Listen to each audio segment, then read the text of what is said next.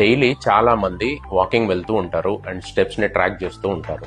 So ఎప్పుడైనా ఇది ఆలోచించారా, what is the science behind walking అని?